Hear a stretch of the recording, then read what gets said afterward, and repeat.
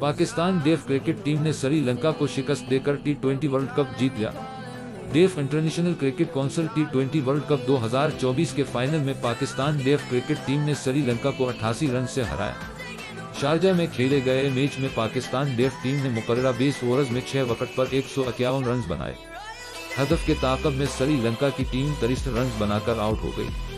वाज़ह है कि def international cricket council टी20 world cup 6 से 12 मार्च तक शारजा में खेला गया, जिसमें 6 टीमों ने हिस्सा लिया था।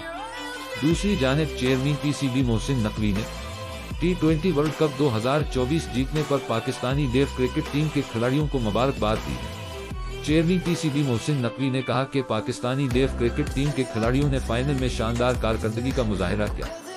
बासत अब्बासी ने बल्लेबाजी जबकि जब्बार अली और मंजूर खान ने बॉलिंग में बेहतरीन कारकर्दगी दिखाई। उन्होंने कहा कि डेफ क्रिकेट के खिलाड़ियों ने टीम वर्क और मेहनत के साथ फाइनल में श्रीलंका को शिकस्त दी। मेरा यकीन है कि जज्बे, टीम वर्क और आज़म ही कामयाबी की कंजी है।